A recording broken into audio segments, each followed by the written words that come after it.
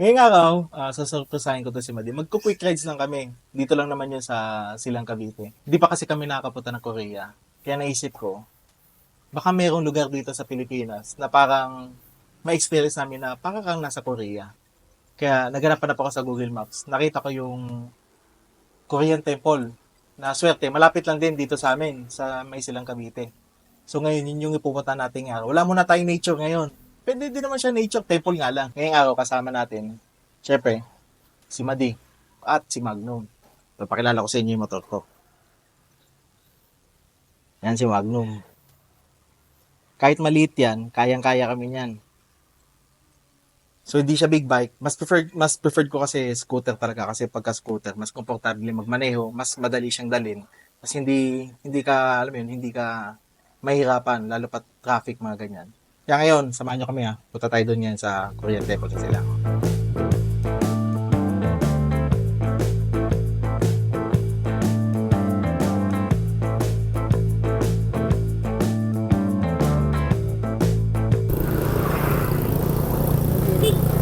Thank you.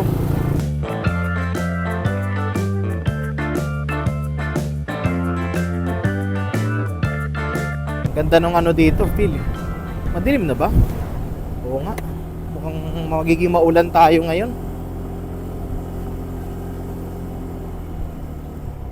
Sabi na, ang gusto ko dito, maraming mga puno. Oo. Ito talaga yung kinaganda dito sa Indang. Ang pinaka ma-appreciate mo dito, yung mga puno. Bukod sa mga puno, madami din dito mga falls. Kaya kung pinanood yung mga previous video ko, makikita nyo na madalas pupunta kami sa mga falls dito sa Cavite. Ngayon lang, medyo may iba tayo ng konti kasi hindi kami masyado nakapag-prepare and na-curious talaga kami dito sa Korean Temple na to. Kung ano ba talaga yung itsura niya. Ito, ganda tong part na to. Ano? Silong, no? Iba talaga nagagawa ng puno. Pag may puno talaga, hindi mo ramdam yung init eh. Kahit na nakikita nyo masilaw yung araw, yung hangin niya iba eh. Malamig pa rin. Kaya maganda talaga magtanim ka ng puno. Oo. Kaya dapat hindi lahat talaga pinapatag, tinatanggal yung mga puno. Kaya ako nag-explore kayo mo, galing kayong ibang probinsya o lalo na sa Metro Manila. Tapos kino-consider nyong lumipat dito sa Cavite. Ito yung isa sa mga lugar na pwedeng-pwede nyo puntan, lalo na kung may bala kayong magnegosyo ng mga farm o kaya mga anything na negosyo na nangangailangan ng lupa. Consider nyo tong Indang, Amadeo, Magallanes, Imbaylin, tsaka Silang. Diyan talaga yung perfect na makakuha kayo ng mga ganong klase ng lupa. To, ano to? Ganda ng ukit dito ah. Puno na to. Ugat no? Mukhang nala-landslide yan.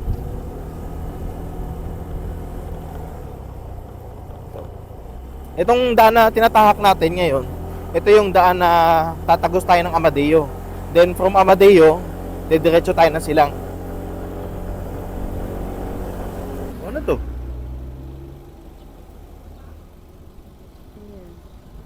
Ito ano to? May watawa to. Park. Oo nga no. Park. Maliit. Bonifacio. Pwede pa pasukin? Tingnan saglit.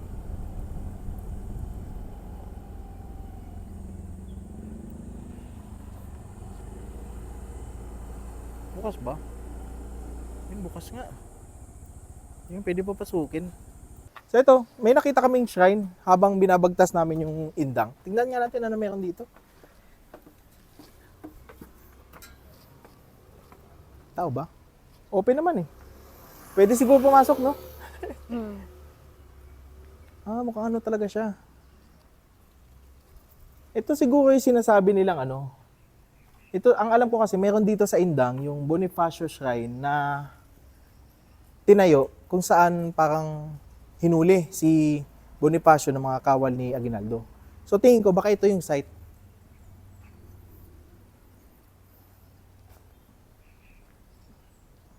Tao po. Bukas naman, siguro pwede pa taga pumunta.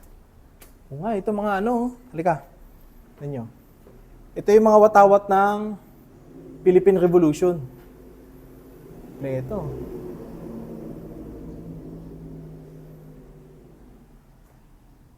May ibang klase ng watawat. Tapos, dito, guhit, mga art. Okay, si Gregoria de Jesus. Okay. Kaso, di yata pwede pumasok doon sa harap. Yun lang, sarado. Ito.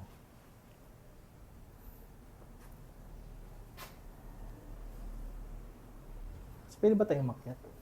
Bawal, nakasarado. Tao po.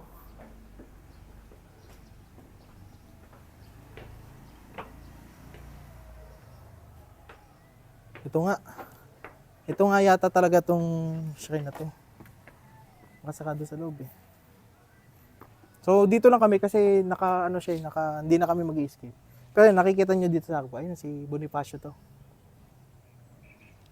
Alam ko nga talaga, tingin ko ito talaga yung lugar na kung saan siya dinakip. Para litisin. Yun yung time na nangyari. Yun yung nangyari before na, yung after niya nilitis, dinala siya doon sa Mount Buntis, doon siya in-execute. Kaya kung hindi nyo pa napapanood yung vlog ko, pinuntahan din namin yun, yung Bonifacio Shrine sa Maragondon, Cavite.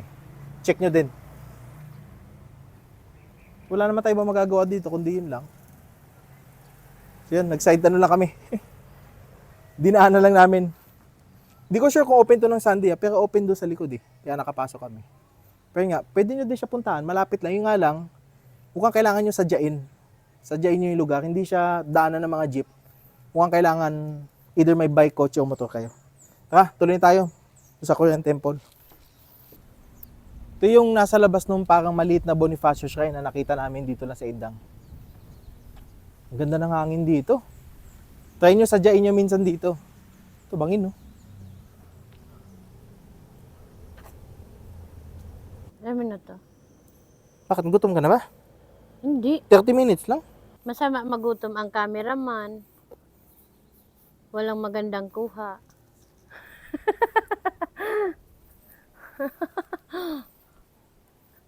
Para pang pag nagutom ang artista. Pareho walang magagawa. Wala na mangyayari pala sa vlog natin yung pagpareho tayong gutom.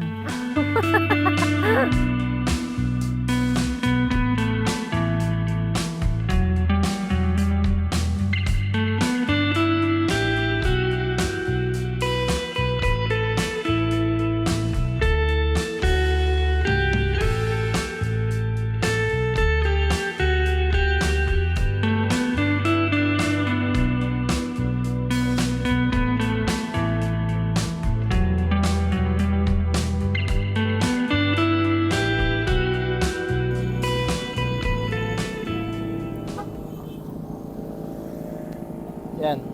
Itong papasukin natin ngayon, ito yung tinatawag na East-West Road. Maganda yung kalsada na to. Itong kalsada na to, kinoconnect niya yung Indang, Amadeo, sa Silang, sa Aguinaldo Highway.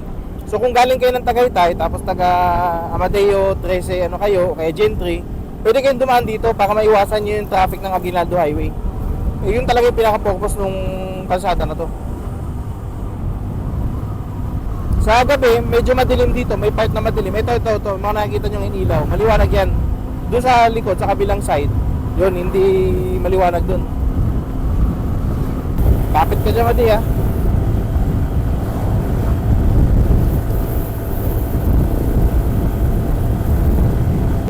Ito, nakikita nyo yung intersection sa harap. Ito yung pag kumaliwa ka, papuntang Gentry. Pag kumanan ka, papuntang Amadeo, yun yung papuntang Tagaytay. Pero dahil pupunta tayo ng Silang, dadaan tayo ng Aguinaldo Highway, didiretso lang tayo. Yung kambingan kaya dyan, bukas na. Muling pumunta tayo dyan. Yung kambingan dito na pinagtanungan mo. Bukas na. Okay na. Tapos na yung outing nila. Yari yan sa atin mamaya. Oo, parang natatakam na naman ako sa kambing.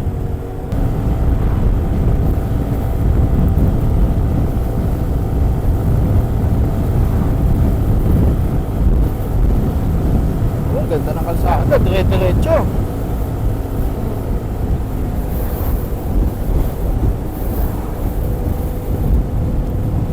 Maganda mag-ride pag ganito. Oo. Kung ganito lang lahat ng kalsada, lalo na sa bandang Quezon, yung papuntang Bicol, hindi nakakatamad bumiyahe. Pag madalas kayong umuwi ng Bicol, kagaya namin, ang problema talaga doon yung kalsada ng Bicol talaga.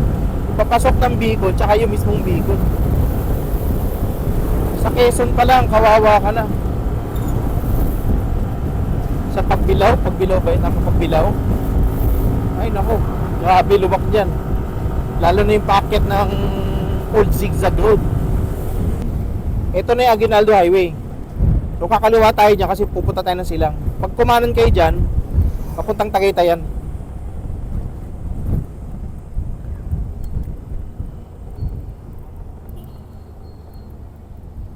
Dito din pala sa Silang, kung mahilig kayo sa mga halaman, mahilig kayo mag-garden, dito yung bilihan ng mga murang pang-garden. Sobrang dami mga nagbebenta dito. Yan, dito sa along the highway, meron yan dito, mamaya madaanan natin. Tsaka ano yung isa, yung sa looban? Iba garden. Yun, sa Iba, yung barangay Iba, doon pa sa loob. Yung daanan na papuntang Tagaytay, Santa Rosa, doon, madami ding mga halaman doon. Iba-ibang klase ng halaman. Magkakatabi na yan, sunod-sunod na yan sila, mga bilihan ng bulaklak. Yung suki mo. Oo. Hindi si ate. Suki ko. Ayan o. Ate. Ito yung papuntang ano. Papuntang Iba nga. Doon sa gardenan mo. Yan. Expect nyo na yan, pagka may palusong, may paahon pagkatapos. Ano, di ba? May paahon nga. Taas niya, no?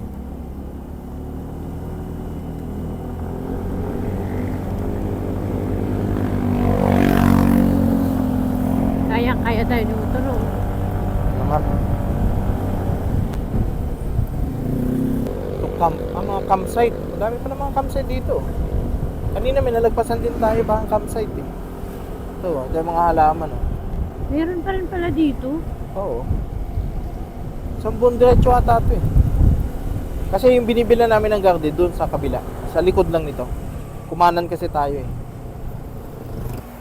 Itong backride ko, si Madi, lagi na lang gutom. Tuwing umaalis kami, tuwing mag-ride kami, hindi pa kami nakakalayo, tatanong na yan saan kakain. Mamaya, after mga ilang kilometro, tatanong na naman yan, malayo pa ba?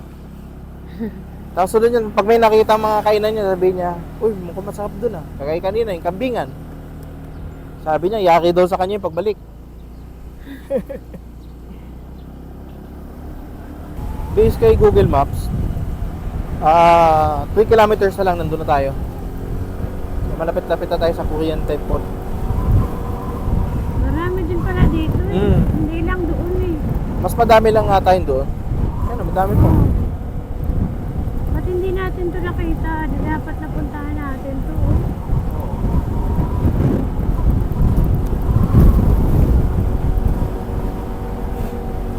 Dami to. Dami na. Ay, gusto ko yung halaman nandoon pa. Bulaklak. Daming haba, no? Garden dito eh. Dapat pala inikot natin to, Daddy. Oo nga eh, dati. Oo.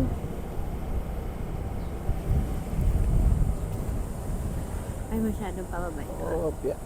Ano meron dito? Election? Fiesta? Baka may falls dito.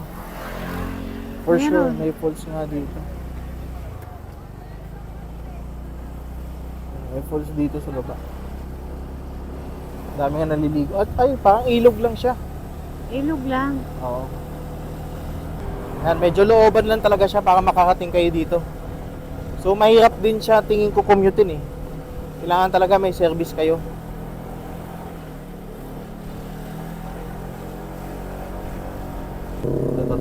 Ito sa skinita na to. Kanan tayo. Kung tama si Google Maps ha. Oo nga, yun. Yun, ito na nga yung entrance niya. Oo nga, ito, Korean Temple. Oh, nakarating na tayo ng Korea. Oh my God. Opa. Ayan, madami din palang tao. Oh, maganda dito ah. Oo nga eh. Maganda to sa mga ano. Yeah. Ito, nandito na tayo ngayon sa Korean Temple na matatagpuan sa Silang Cavite. Ito nakikita nyo sa likod ko. Yan, ito yung Korean Temple. Malawak yung parking niya sa labas. Dito, pwede mag-park yung mga kotse at motor. Yan, doon kami nag-park. Hindi yung motor namin. So tara, pasukin natin. Tignan natin kung ano meron sa loob. Ang ano lang dito is bawal daw masyado magingay kaya bubulong-bulong lang ako. Ito. Ito ba? May event wala naman. Yan, kung may kasali.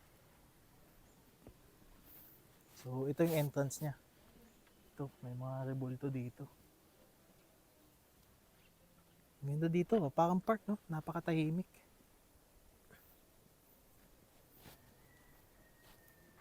Ito, meron doong Lumbini Institute. School ba yun? May fireworks pa. Tingin ko, meron ditong mga nagpo-photoshoot. Unless inarkilan yung lugar. Meron dito. Ito, saan to papunta? Pwede mo pumasok dito? Ang ganda dito oh. Oo nga eh. Maliit lang siya, no? Parang lang siyang park eh. Yan, may mga pwesto. Meron din siyang mga cottages dito. Wala din sigurong bahay dito eh. Hanap tayo ng caretaker, tignan natin kung makakuha pa tayo ng info ano meron sa lugar na to. Ito mga halaman. Ang ganda ng mga halaman.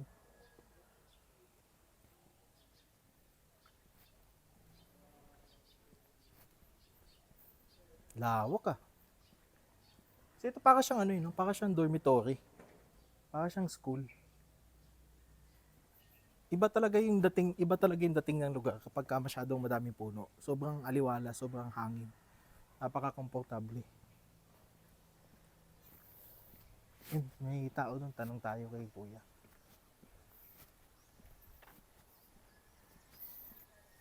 Yung cottage oh. Ito maganda dito oh. Yan, para kang nasa Baguio. Ito, may Buddha pa nga dito eh. Buddha ba to? Ay hindi, ewan ko, ano ba tawag dito?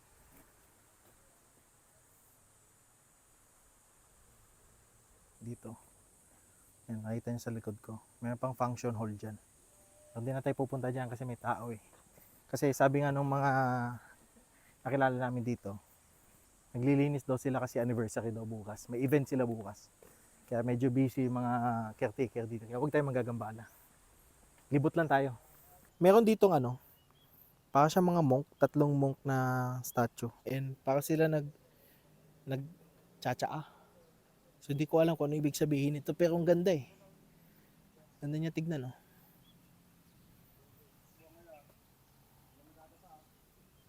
Ito ceramic. Ganda. Ito yung pang mga lantern no. Diretso. Ito yung mismong entrance papunta doon sa Great Hall. Mukhang maiksi lang tong video natin ngayon kasi ito lang naman talaga yung pwede nating gawin dito sa lugar na to. Hindi siya pasyalan na madaming tao, kaya kukunti lang mga tao dito. Yung mga nakilala din namin dito, mga content creator din sila. Tapos iba naman nagpo-photoshoot sa mga kasal nila. Hindi tayo pwedeng pumasok dun sa temple kasi may nakalagay na please do not enter. Pero try natin kung pwede natin maglibot sa gilid lang. Ah, okay. Ito lang pala yan dito. So dito banda, parang dead end na din siya. Ay, ikot na siya. Ganda ng structure, oh.